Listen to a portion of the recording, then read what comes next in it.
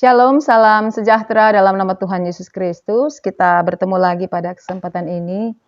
Kita akan membaca dan merenungkan firman Tuhan. Mari kita mulai dengan berdoa. Kita berdoa. Bapa, terima kasih atas kasih anugerah Tuhan yang boleh kami alami dari hari ke hari dan bahkan sampai pada hari ini. Kami bersyukur atas segala kebaikan Tuhan yang tidak terkira buat kami. Dan kami sadar Tuhan bahwa kami penuh dengan dosa dan kesalahan. Itulah sebabnya kami mohon Tuhan berkenan mengampuni kami sehingga kami dilayakkan untuk ada dan menerima berkat-berkat Tuhan di sepanjang hari ini. Kami pun akan membaca firman Tuhan. Biarlah Tuhan memberi pengertian melalui Roh Kudus, sehingga ketika kami membaca Alkitab, mendengarkan perenungannya, Roh Kudus bekerja, memberikan kami pemahaman tentang firman Tuhan bagi kehidupan kami setiap hari. Dalam nama Tuhan Yesus kami berdoa. Amin. Bapak Ibu Saudaraku yang kekasih dalam Tuhan, kali ini kita akan membaca kitab Injil Yohanes pasal 13 ayat 21 sampai ayat 30. Injil Yohanes pasal 13 ayat 21 sampai ayat 30. Demikian bunyi firman Tuhan. Yesus memperingatkan Yudas. Setelah Yesus berkata demikian, ia sangat terharu, lalu bersaksi, "Aku berkata kepadamu, sesungguhnya seorang di antara kamu akan menyerahkan aku." Murid-murid itu memandang seorang kepada yang lain. Mereka ragu-ragu siapa yang dimaksudkannya. Seorang di antara murid Yesus, yaitu murid yang dikasihinya, bersandar dekat kepadanya di sebelah kanannya. Kepada murid itu Simon Petrus memberi isyarat dan berkata, "Tanyalah siapa yang dimaksudkannya." Murid yang duduk dekat Yesus itu berpaling dan berkata kepadanya, "Tuhan, siapakah itu?" Jawab Yesus, "Dialah itu yang kepadanya Aku akan memberikan roti sesudah aku mencelupkannya." Sesudah berkata demikian, ia mengambil roti, mencelupkannya, dan memberikannya kepada Yudas anak Simon Iskariot. Dan sesudah Yudas menerima roti itu, ia kerasukan iblis. Maka Yesus berkata kepadanya, "Apa yang hendak kau perbuat, perbuatlah dengan segera." Tetapi tidak ada seorang pun dari antara mereka yang duduk makan itu mengerti apa maksud Yesus mengatakan itu kepada Yudas. Karena Yudas pemegang kas, ada yang menyangka bahwa Yesus menyuruh dia membeli apa-apa yang perlu untuk perayaan itu atau memberi apa-apa kepada orang miskin. Yudas menerima roti itu lalu segera pergi. Pada waktu itu, hari sudah malam. Demikianlah kita telah membaca Alkitab. Bapak Ibu Saudaraku yang dikasihi Tuhan, tadi kita telah membaca Alkitab dalam Injil Yohanes pasal 13, ayatnya yang ke-21 sampai 30. Dan ternyata kita telah berada di Minggu Sengsara yang ketiga. Dan tema untuk minggu ini adalah, sesungguhnya seorang di antara kamu akan menyerahkan aku. Firman Tuhan yang telah kita baca tadi adalah perkataan yang disampaikan oleh Tuhan Yesus menjelang hari raya Paskah dimulai. Dan Yesus ada bersama-sama dengan murid-muridnya. Inilah momen yang penting karena Yesus akan mengatakan sesuatu kepada para muridnya. Nah, apa isi perkataan Tuhan Yesus adalah tentang siapa yang akan menyerahkan Yesus. Ayat 21, "Aku berkata kepadamu, sesungguhnya seorang di antara kamu akan menyerahkan aku." Kata menyerahkan aku itu diartikan mengkhianati. Aku berkata kepadamu, sesungguhnya seorang di antara kamu akan mengkhianati aku. Nah, dengan perkataan yang disampaikan oleh Tuhan Yesus, mau mengisyaratkan kepada kita bahwa Tuhan Yesus itu sudah tahu bahwa ada seorang murid di antara 12 muridnya yang akan mengkhianati dia, yaitu namanya Yudas Iskariot. Dan para murid ketika mendengarkan informasi ini, mereka saling memandang seorang kepada yang lain. Mereka ragu-ragu tentang siapa yang dimaksudkan oleh Tuhan Yesus. Maka menjadi suatu pertanyaan dari Petrus untuk mempertanyakan itu melalui Yohanes. Ayat 24, tanyalah siapa yang dimaksudkan Tuhan Yesus. Maka bertanyalah Yohanes kepada Yesus, Tuhan, siapakah dia itu? Mari kita melihat jawaban Tuhan Yesus menanggapi pertanyaannya. Pertanyaan dari Yohanes ini. Maka jawab Yesus, dialah yang kepadanya aku mencelupkan. Dialah itu yang kepadanya aku akan memberikan roti sesudah aku mencelupkannya. Sesudah berkata demikian, lalu Yesus mengambil roti dan mencelupkannya dan memberikannya kepada Yudas, anak Iskariot. Jadi di sini kita melihat bagaimana cara Tuhan menjawab pertanyaan Yohanes tentang siapa yang akan menyerahkan atau yang akan berkhianat. Maka Tuhan Yesus itu dia tidak menjawab langsung atau menyebutkan langsung nama murid yang akan mengkhianati dia, tapi Tuhan Yesus memberi isyarat atau tanda. Tandanya tadi adalah dengan memberikan roti yang sudah dicelupkan, lalu kemudian memberi kepada Yudas Iskariot. Nah, dalam ayat 26 ini sebagai suatu tanda, maka kita juga tanda di mana Tuhan Yesus memberikan roti yang sudah dicelupkan itu, maka kita bisa mendapatkan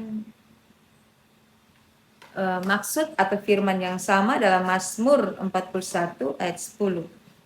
Kita membaca Mazmur 41 ayat 10.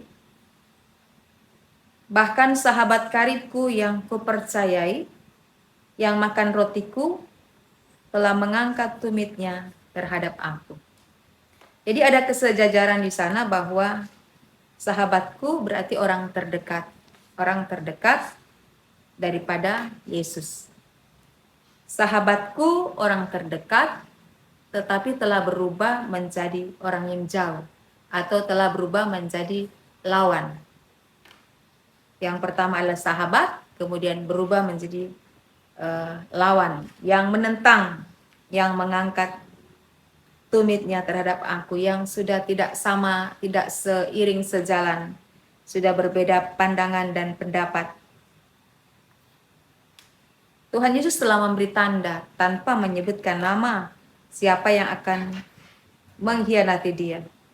Tetapi kalau kita perhatikan di sini bahwa walaupun para murid ini telah mendapatkan tanda yang sangat jelas daripada Tuhan Yesus, tetapi mereka tidak mengerti apa maksud daripada apa yang dikatakan oleh Tuhan Yesus. Mereka tidak mengerti sama sekali tanda yang diberikan oleh Tuhan Yesus yang sebenarnya telah menunjuk kepada seseorang yang akan mengkhianati Yesus.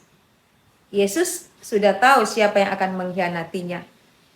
Tetapi para murid tidak mengerti perkataan Tuhan Yesus, walaupun Yesus sendiri sudah memberi tanda. Lalu selanjutnya ketika roti itu telah diberikan kepada Yudas, ayat 27 kita temukan bahwa Yudas menerima roti itu. Dari semua murid kan hanya Yudas lah yang diberikan roti yang telah dicelupkan sebagai suatu tanda bagi para murid yang lain atas pertanyaan mereka dijawab dengan tanda, tapi mereka tidak mengerti dan Yudas mengambil roti itu. Maka ketika Yudas menerima roti itu, ia kerasukan iblis. Nah, tentang kerasukan iblis ini, kita bisa melihat pada Yohanes 13 ayat 2. Yohanes 13 ayat 2. Mereka sedang makan bersama dan iblis telah membisikkan rencana dalam hati Yudas Iskariot, anak Simon, untuk mengkhianati dia. Nah, di dalam Yohanes 13 ayat 2 ini dicatat bahwa iblis membisikkan rencana dalam hati Yudas untuk mengkhianati Yesus di saat peristiwa Yesus membasuh kaki murid-muridnya. Lalu kemudian iblis membisikkan rencana jahatnya kepada Yudas Iskariot. Dan Tuhan Yesus juga sudah tahu bahwa saatnya untuk mengalami kesengsaraan dan penderitaan itu sudah dijelaskan di Yohanes 13 ayat 2. Bahwa Yohanes 13 ayat 1. Yesus telah tahu bahwa saatnya sudah tiba untuk beralih dari dunia ini kepada Bapa. Jadi rencana keselamatan melalui penderitaan, kesengsaraan akan dimulai. Kemudian iblis yang membisikkan rencana jahat ini, dan ketika Tuhan Yesus berkata, siapa yang menerima roti itu, dan Yudas menerima roti yang telah dicelupkan, maka Yudas ini kerasukan iblis, dan Yesus berkata kepadanya, apa yang hendak kau perbuat, perbuatlah dengan segera. Artinya bahwa rencana yang disusun oleh Yudas untuk mengkhianati Yesus itu juga Yesus sudah tahu, dan dia mempersilahkan untuk segera melakukannya. Karena dia tahu dari semua muridnya adalah Yudas yang akan mengkhianati Tuhan Yesus. Tapi dari semua yang terjadi di pertemuan itu, ternyata para murid memang benar-benar tidak mengerti bahwa Yudaslah salah seorang murid yang ditunjuk atau diberikan tanda bahwa dialah yang akan mengkhianati Yesus. Para murid ini tidak mengerti, mereka justru mengalihkan pandangan bahwa mungkin perkataan yang disampaikan di ayat 27, apa yang hendak kau perbuat, perbuatlah demikian dengan segera. Mereka memahami bahwa Yesus sementara berkata kepada Yudas berhubungan dengan tanggung jawabnya sebagai seorang bendahara. Diberikan tugas untuk membeli apa yang diperlukan untuk perayaan Paskah, atau juga memberi apa yang diperlukan untuk diberikan kepada orang miskin. Jadi di sini walaupun Tuhan Yesus sudah menjawab dengan tanda, tetapi para murid masih tidak mengerti tentang perkataan Tuhan Yesus di ayat 21. Bahwa di antara kamu akan ada yang menyerahkan aku, atau akan ada yang mengkhianati aku. Lalu kemudian Yudas menerima roti itu lalu segera pergi, dan waktu itu hari sudah malam. Nah, saudara-saudara yang dikasihi Tuhan, beberapa penjelasan singkat dari bagian Alkitab yang sudah kita baca ini mau memberikan beberapa penjelasan kepada kita berhubungan dengan kita telah berada di minggu sengsara yang ketiga. Maka kita mulai dulu dengan Yudas. Tentang Yudas, siapa Yudas itu? Yudas, ia disebut Yudas Iskariot. Yudas ini adalah seorang yang berasal dari Keriot. Keriot itu adalah nama sebuah kota di sebelah selatan Yudea. Jadi Yudas dari Keriot, Yudas Iskariot, Yudas dari Keriot. Dia adalah murid Tuhan Yesus. Dan selama kurang lebih 3 tahun, ia bersama dengan Tuhan Yesus. Ada yang mengatakan 3,5 tahun, ada juga mengatakan 3 tahun. Selama kurun waktu 3 tahun itu, ia bersama-sama dengan Yesus karena ia juga adalah murid yang dipanggil dan dipilih oleh Tuhan Yesus dalam 12 murid Tuhan Yesus dalam pelayanan. Ia juga dipercaya sebagai bendahara, Yohanes 13 ayat 29. Sebagai seorang yang dipercaya mengelola perbendaharaan. Yohanes 13 ayat 29. Tetapi Ia sering mengambil uang yang disimpannya. Ia dipercaya, namun ia sering mengambil uang yang disimpannya. Yohanes pasal 12 ayatnya yang ke-6. Karena ia adalah seorang pencuri, ia sering mengambil uang yang disimpan dalam kas yang dipegangnya. Yohanes 12 ayat 6. Dan kemudian Yudas ini menjual Yesus dengan mendapatkan uang 30 uang perak dari yang ia terima dari imam-imam kepala. Yudas inilah yang menjadi murid yang mengkhianati Yesus dan menyerahkan Yesus dengan menerima uang 30 uang perak. Dan yang terakhir, kematian Yudas adalah sangat tragis dengan cara ia gantung diri karena ia tidak mampu menghadapi kenyataan bahwa ia telah mengkhianati Tuhan Yesus. Nah, dalam firman ini kita bisa membayangkan bagaimana Yesus adalah seorang guru yang telah bersama-sama dengan para murid yang ia pilih sendiri. Justru Yesus dikhianati oleh orang-orang yang dipilihnya, orang-orang yang dipercayainya mendampingi dia dalam pekerjaan pelayanan pekabaran Injil, bahkan orang yang sangat dekat. Itu akan sangat terasa betapa sakit dikhianati oleh orang-orang yang dekat dengan kita. Kalau orang-orang yang jauh tidak sesakit orang yang dekat dengan kita, yang telah lama bersama-sama, punya hubungan yang akrab, lalu kemudian disakiti. Nah, itu terjadi pada Yesus. Dan untuk murid yang mengkhianatinya ini juga dia sudah tahu. Dan karena itu dia mengatakan kepada para murid, walaupun para murid ini tidak mengerti apa yang dikatakan dan telah diberikan tanda kepada mereka. Dari kenakalan kecil yang terbiasa mengambil uang yang disimpan, uang kas yang disimpan, menjadi sebuah kenakalan besar. Dari kenakalan yang biasa-biasa menjadi kenakalan yang luar biasa. Sampai kemudian si Yudas ini dengan tega dan berani untuk menjual Yesus dengan 30 uang perak. Dengan uang, dia biasa memegang uang, terbiasa mengambil uang yang disimpannya, dan kemudian dia menjual Tuhan Yesus juga dengan uang. Dan kita menemukan dalam Alkitab disebutkan bahwa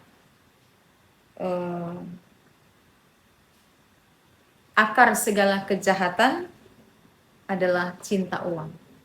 Karena cinta kepada uang, maka lahirlah kejahatan. Dengan menjual Tuhan Yesus, gurunya sendiri. Maka dalam bagian Alkitab tadi kita menemukan bahwa Yudas sudah dirasuk iblis. Pada saat pelayanan pembasuhan kaki para murid, iblis telah membisikkan rencananya. Dan kemudian ketika dia telah menerima roti dari Tuhan Yesus sebagai tanda, maka juga iblis merasuk pikirannya, merasuk dirinya. Sehingga dengan segera ia keluar dari pertemuan itu sebelum Paskah untuk segera melaksanakan rencana jahatnya. Maka Tuhan Yesus seperti menantang, apa yang hendak kau perbuat, perbuatlah dengan segera. Maksudnya rencana jahat yang ada di dalam diri dan pikiran Yudas, Tuhan bilang, silakan perbuatlah dengan segera. Saudara-saudara yang dikasihi Tuhan, jangan mencintai apapun lebih daripada mencintai Tuhan Yesus. Bisa saja Yudas dalam pelayanannya bersama dengan Tuhan Yesus, dia belum mencintai Tuhan lebih daripada mencintai Tuhan lebih daripada apapun, sehingga dia pun bisa dipakai oleh iblis untuk melaksanakan rencana jahatnya itu. Sehingga dia tega mengkhianati gurunya dengan 30 uang perak. Kita perhatikan bahwa dia memang mendapatkan uang 30 keping perak ketika kita membaca kisah selanjutnya dalam Injil-Injil. Tetapi dari uang yang ia terima itu, ia tidak menikmatinya. Bahkan ia mati dengan cara tragis karena tidak sanggup memikul beban dari pengkhianatannya. Yudas tidak suka menyangkal diri. Bukankah Tuhan Yesus berkata bahwa jika kamu mau mengikut aku, kamu harus menyangkal diri dan memikul salib. Maka Yudas memang benar dia mengikuti Tuhan Yesus. Dia menjadi murid Tuhan selama Tuhan Yesus ada dalam dunia ini. Dia telah melihat banyak perbuatan-perbuatan mujizat, pelayanan-pelayanan yang luar biasa yang dikerjakan oleh Yesus. Tetapi pada akhirnya dia tidak bisa menyangkal diri ketika dia harus berhadapan dengan uang. Justru dia lebih suka untuk memuaskan diri dan keinginan dagingnya. Itu berarti bahwa firman Tuhan sebagai sebuah ajakan bahwa barang siapa yang hendak mengikut aku, ia harus menyangkal diri dan memikul salib setiap hari. Dia lebih suka mengikuti Tuhan Yesus tanpa menyangkal diri, tanpa memikul beban atau pergumulan atau penderitaan. Minggu sengsara adalah saat di mana kita menilai kembali perjalanan hidup kita sebagai orang Kristen atau orang percaya dalam mengikuti Tuhan Yesus. Menilai kembali sampai sejauh mana kepengikutan kita akan Dia. Apakah kita hanya berjalan dengan Tuhan Yesus karena kita sudah otomatis menjadi orang Kristen?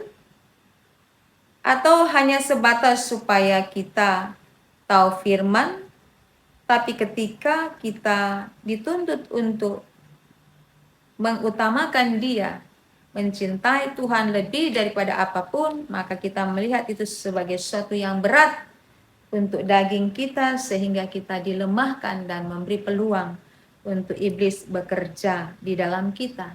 Dan bukankah kalau seseorang telah dirasuki oleh iblis, maka tidak pernah ada rencana rancangan baik dalam persekutuan dengan iblis, tidak pernah. Karena iblis selalu bertujuan untuk menghancurkan dan membinasakan. Tetapi Tuhan, mengikuti Tuhan adalah untuk menikmati kasih-Nya, menikmati damai sejahtera dari Tuhan dan mengalami keselamatan. Kita telah melihat bahwa melalui bacaan firman ini, betapa Tuhan Yesus ketika Ia menyampaikan perkataan yang menjadi tema untuk minggu ini adalah, sesungguhnya seorang di antara kamu akan menyerahkan aku. Itu berarti bahwa perkataan yang disampaikan oleh Tuhan Yesus ini adalah perkataan dari seorang guru, rabi yang benar-benar berjiwa besar. Artinya bahwa dia sudah tahu bahwa di antara para murid yang bersama-sama dengan dia, yang duduk makan dengan dia, satu saat akan mengkhianati dia, akan menyangkal dia, akan menyerahkan dia kepada imam-imam kepala dan ahli-ahli Taurat, akan menjual Yesus. Tetapi Tuhan Yesus justru dengan kewibawaannya sebagai seorang guru, sebagai seorang rabi, dia mengatakan itu dengan tegar, tanpa dia harus mundur pada misinya untuk menyelamatkan dunia dan seluruh umat manusia. Ketegaran inilah juga yang menjadi sebuah pembelajaran dari kita sebagai murid, bahwa ia pantas disebut guru atau rabi bagi kita. Karena kita melihat hal-hal baik yang terjadi atau yang pernah ia lakukan, sehingga dia memang menjadi guru yang dapat kita contohi dan yang dapat kita teladani. Bahwa di saat dimana dia akan menerima pengkhianatan itu, justru dia tetap mengasihi dan tidak mempermalukan Yudas di hadapan para murid yang lain. Tuhan Yesus tetap mengedepankan etika dalam pertemuan banyak orang ini. Dia tidak serta-merta menunjuk langsung kepada Yudas. Justru dia menunjukkan dengan cara yang sangat sopan dengan memberikan tanda, sehingga membiarkan para murid yang lain untuk mengerti dengan sendirinya. Walaupun telah diberikan tanda, mereka juga tetap tidak mengerti. Banyak pembelajaran yang kita boleh lihat, baik dari Yudas maupun dari Tuhan Yesus sendiri. Bahwa di saat-saat dia akan diserahkan untuk mengalami penderitaan dan kesengsaraan sampai kepada kematian, dia tetap menjadi seorang guru bagi para muridnya. Seorang yang tetap memberi pembelajaran dari teladan hidupnya. Maka Bapak Ibu Saudaraku yang kekasih dalam Tuhan, justru ketika kita membaca firman ini menghantar kepada kita bahwa apa-apa yang dialami oleh Tuhan Yesus adalah bukan peristiwa-peristiwa yang menyenangkan. Adalah peristiwa-peristiwa yang menyedihkan, peristiwa-peristiwa yang memilukan, yang mungkin saja ketika hal itu diperhadapkan kepada kita, kita tidak akan sekuat Yesus Tuhan menghadapi peristiwa itu, karena dia berhadapan dengan akan ada terjadi kenyataan dia diserahkan oleh muridnya. Dari sinilah kita mengerti bahwa untuk sebuah keselamatan Tuhan harus menghadapi banyak penderitaan dan pergumulan, banyak sengsara dan siksaan, sebagai sebuah harga yang harus ia bayar demi kehidupan kekal yang dia mau berikan kepada kita demi keselamatan. Bila itu terjadi kepada kita, kita akan menyerah pada keadaan dan membalas apa yang akan dilakukan oleh Yudas. Sebab Tuhan sudah tahu bahwa Yudas akan mengkhianati dia. Tetapi Yesus tidak mengatakan apa-apa kepada Yudas. Dia tidak memarahi, dia tidak menghakimi. Bahkan dia mempersilahkan supaya Yudas dengan segera melaksanakan apa yang hendak dia laksanakan. Bahkan dia tidak mempermalukan Yudas di hadapan teman-teman sesama murid Tuhan Yesus. Minggu sengsara yang ketiga ini adalah juga suatu momen atau saat di mana kita menilai kembali sudah sampai sejauh manakah hubungan yang kita bangun dengan Tuhan Yesus. Sudah sejauh manakah pertumbuhan iman kita kepada Tuhan Yesus, dan sudah seperti apakah pengaruh daripada kehidupan yang Tuhan Yesus bawa untuk memperkaya kehidupan rohani kita. Sudah sejauh manakah kita mengikuti Dia dan tidak menyerah pada keadaan-keadaan yang berat?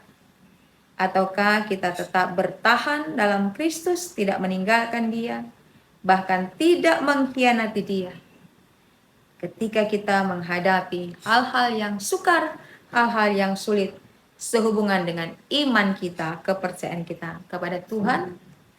Pertanyaan-pertanyaan ini memerlukan jawabannya, dan kita sendirilah yang menjawabnya, karena kita masing-masing telah bersedia menjadi murid Tuhan Yesus. Biarlah firman Tuhan ini menghantar kita untuk menjadi lebih mengerti, lebih paham, bahkan lebih mengetahui besarnya kasih setia Tuhan untuk perjalanan hidup kita menemukan keselamatan dalam Tuhan. Dan untuk itu ada pribadi yang bernama Yesus yang mengorbankan dirinya bagi kita semua. Terpujilah nama Tuhan. Amin. Mari kita berdoa. Bapa, terima kasih Engkau memberi berkat firman-Mu bagi kami. Tuntunlah kami sehingga firman Tuhan masuk dalam hati dan hidup kami. Firman-Mu menguasai kami, menjadi dasar untuk kami berpikir, kami berkata-kata, dan kami berbuat, sehingga seluruh kehidupan kami boleh menjadi kesaksian bagi nama Tuhan. Dalam nama Yesus, firman kehidupan, kami berdoa kepadamu. Amin.